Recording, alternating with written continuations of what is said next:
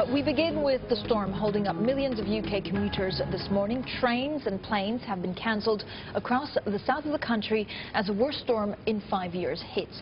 Now, European business correspondent Caroline Hine has been tracking the latest developments and joins us now with the details. Caroline, let's just kick it off with travel disruption. It's been a very slow start to the morning because trains just haven't been running until now. 9 a.m. is when we understand that at last commuters can come from outside of London into the hub to start their normal working day. No overground service in London at all before 9 a.m.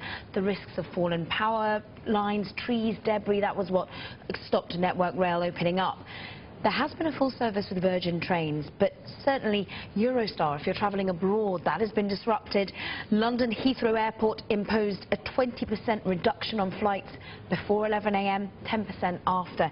They're trying their hardest to do long-haul flights. So British Airways, one of the key providers, airlines here, saying they've cancelled short-haul services, but long-haul flights from Heathrow should be working well. But this isn't just London, Francine. You've got the Netherlands being hit. You've got France. You've got Belgium. So keep an eye on if you're flying from Schiphol Airport in Amsterdam.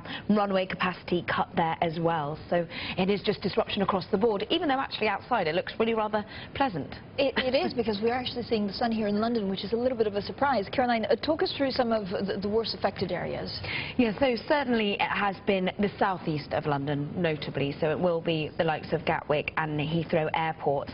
Interestingly, if you're keeping an eye on some of the gusts of winds, I think we've seen up to 99 miles per hour recorded off the Isle of Wight. That is slower than previous 1987, the Great Storm, which is what many people are comparing this to.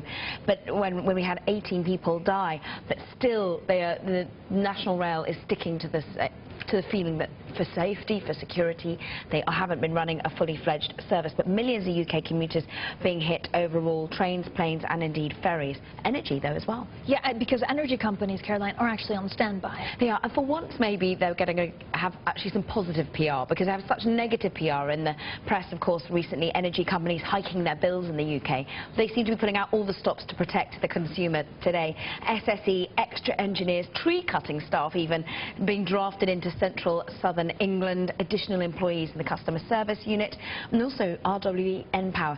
They've got four-wheel drive vehicles, they've got beds, emergency rations for their own people working them to generate power. So even though France has been hit, in particular in terms of losing electricity, doesn't seem to be affecting the United Kingdom.